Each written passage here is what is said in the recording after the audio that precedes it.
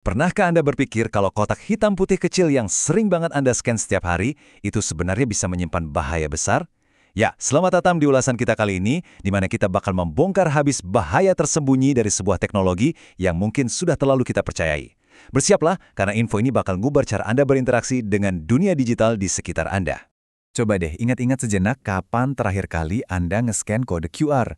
Mungkin pas lagi mau lihat menu di kafe, bayar parkir, atau sekedar ngecek resi paket. Praktis dan instan banget kan? Tinggal scan, langsung beres. Tapi pernah kepikiran nggak sih ada jebakan di balik kepraktisan itu? Faktanya nih, sekitar 73% dari kita main scan aja tanpa mikir dua kali. Kita semua udah terbiasa ngasih kepercayaan penuh sama kode-kode ini. Dan sayangnya, kepercayaan buta inilah yang sekarang lagi dieksploitasi habis-habisan sama para peretas di luar sana.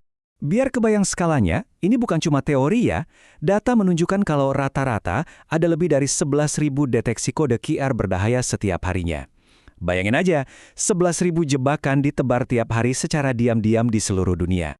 Nah, buat paham gimana ancaman kompleks ini bekerja, kita bakal ngebahas kebangkitan serangan ini, cara pintar mereka ngakalin sistem keamanan perusahaan, dan yang paling penting, langkah-langkah nyata apa yang bisa kita ambil buat melindungi diri.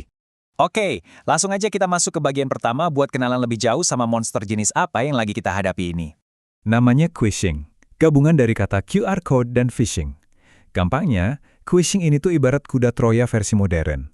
Penjahat siber pakai tampilan polos dari kode QR buat nyembunyiin niat jahat mereka. Anda mungkin mikir lagi asik buka menu kopi, tahu-taunya tanpa sadar HP Anda lagi ngunduh malware yang berbahaya. Dan kalau kita lihat datanya, ini yang paling menarik. Hampir 90% dari serangan ini tuh cuma punya satu target utama, nyuri kredensial login dan data sensitif Anda. Mereka nincer banget password Anda, akses ke email kantor, sampai ke detail rekening bank yang Anda punya. Terus, apa bedanya sama phishing biasa? Gini, kalau phishing biasa, kan seringnya lewat link yang diklik di komputer kantor, yang mana udah dijaga ketat sama firewall perusahaan. Nah, quishing ini pintar cari celah. Serangan ini sukses karena biasanya kita nge-scan kode QR itu pakai HP pribadi, kita di luar pengawasan sistem keamanan. Jadi wajar kalau filternya tembus. Sekarang kita masuk ke bagian kedua. Kita bakal lihat gimana serunya permainan kucing-kucingan tingkat tinggi antara peretas dan tim keamanan siber. Mengutip dari Internet Storm Center, inovasi itu nggak cuma milik tim keamanan. Begitu sistem pertahanan kita makin canggih dalam mendeteksi gambar jahat, para penyerang ini juga ikut-ikutan beradaptasi dengan cepat. Mereka terus putar otak, cari celah baru, biar jebakan mereka tetap nggak kelihatan. Contoh kecerdikan mereka yang paling gila tuh ini. Percaya nggak, peretas sekarang bisa bikin kode QR tanpa menggunakan file gambar sama sekali. Gantinya, mereka pakai bahasa pemrograman tabel HTML dengan ribuan kotak hitam putih. Buat mata kita, bentuknya ya persis kode QR. Tapi buat mesin pemindai antivirus di email, itu cuma kelihatan kayak teks kosong aja. Bener-bener buta mereka. Cerdik banget kan? Nggak cuma itu, penyerang juga sering pakai pemendek URL dinamis, biar bisa gonta-ganti link tujuan kapan aja. Dan tebak, sektor mana yang jadi target favorit mereka? Yap, layanan keuangan kena hantaman paling keras, sekitar 29% dari total serangan. Mereka jelas lari ke tempat di mana uang dan data mahal itu ngumpul. Lanjut ke bagian ketiga, mari kita kupas lebih dalam gimana persisnya HP pintar kita bisa dimanipulasi sama kode-kode jahat ini. Jadi, peretas sekarang nyelipin yang namanya deep links ke dalam kode QR. Begitu di-scan, kodenya nggak ngebuka browser web, tapi malah langsung ngebajak aplikasi yang udah ada di HP Anda.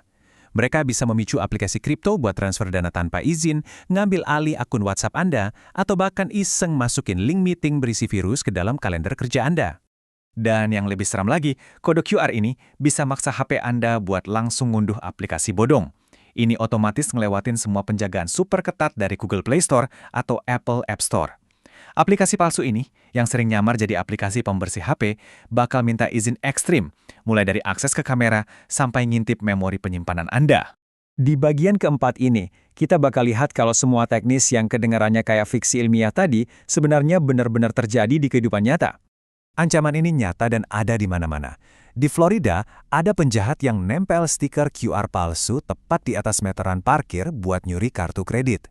Di area perkantoran, karyawan sering dapat email palsu berlogo Microsoft yang maksa mereka nge-scan QR darurat. Bahkan di level perang geopolitik, taktik wishing dipakai buat ngebajak akun militer di aplikasi Signal di Ukraina. Mengerikan bukan? Oh iya, buat Anda yang kebetulan pegang posisi kepemimpinan atau manajerial, dengerin ini baik-baik. Eksekutif itu 40 kali lebih rentan ditargetin sama serangan ini. Kenapa? Karena peretas tahu pasti, para bos inilah yang pegang kunci emas menuju data penting dan dana perusahaan. Akhirnya, kita sampai di bagian kelima. Ini bagian terpenting. Buku pedoman kita untuk ngebentengin diri dan bisnis dari quashing. Ada beberapa langkah krusial yang wajib Anda lakuin. Pertama, latih tim Anda pakai simulasi serangan yang serealistis mungkin. Kedua, perusahaan harus pasang filter email canggih yang bisa mendeteksi kode tersembunyi. Ketiga, buat di dunia nyata, biasain meraba kode QR fisik, cek ada stiker mencurigakan nggak. Dan terakhir, selalu gunakan aplikasi scanner yang ngasih petinjau URL sebelum otomatis ngebuka linknya. Kalau boleh dirangkum, hal terpenting yang harus Anda ingat dari sesi kali ini adalah ubah mindset Anda. Mulai sekarang, anggaplah kode QR itu sama persis kayak link nyasar di email dari orang yang nggak Anda kenal. Anda nggak bakal asal klik link aneh kan? Nah, terapkan rasa curiga yang sama persis setiap kali Anda mau nge-scan kode QR. Berbekal pengetahuan yang udah kita bahas tadi, Anda sekarang adalah garis pertahanan terakhir. Jadi pertanyaannya, lain kali Anda ketemu kode QR yang kelihatan praktis banget di jalan, apa yang bakal Anda lakuin? Asal scan atau berhenti sejenak buat mempertanyakannya? Tetap waspada, jangan sampai kepraktisan ngebawa petaka, dan terima kasih sudah menyimak ulasan ini.